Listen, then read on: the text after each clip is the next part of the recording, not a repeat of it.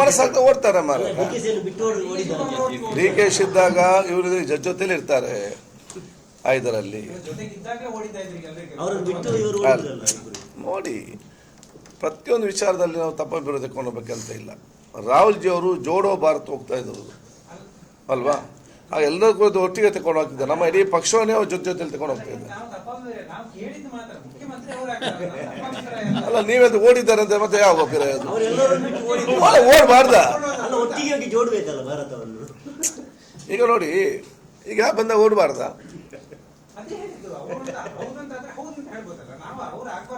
ಅಲ್ಲ ಅದು ಯಾವ್ದು ಚರ್ಚೆ? ರಾಹುಲ್ ಗಾಂಧೀಜಿಯವರು ಹೇಳಿದ್ದಾರೆ ಮೊನ್ನೆ, ನೀವು ಇದನ್ನೆಲ್ಲ ಚರ್ಚೆಗೆ ತಂದು ಅನಗತ್ಯವಾಗಿ ಯಾವ ಸೃಷ್ಟಿಸಬೇಡಿ, ಅದೆಲ್ಲವೂ ಕೂಡ ನಮ್ಮ ಪಕ್ಷ ಹೈಕಮಾಂಡ್ ಮತ್ತೆ ತೀರ್ಮಾನ ಮಾಡ್ತದೆ ಅಂತೇಳಿ.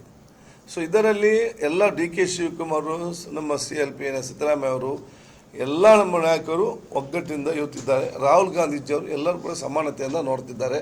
ಸಣ್ಣ ಮಗುವನ್ನು ಕರೆದು ಕೂಡ ಮಾತಾಡ್ತಾರೆ, ಸಣ್ಣ ಮಕ್ಕಳನ್ನು ಕೂಡ ಕೈ ಎತ್ಕೊಳ್ತಾರೆ. ಅದರ ತವರಿಗೆ ಮುಖ್ಯಮಂತ್ರಿ ಸ್ಥಾನ ಕೊಡ್ತಾರೆ ಅಂತ ಹೇಳಿ ಕೈಯಲ್ಲಿ ಎತ್ತಿಕೊಂಡಕ್ಕೆ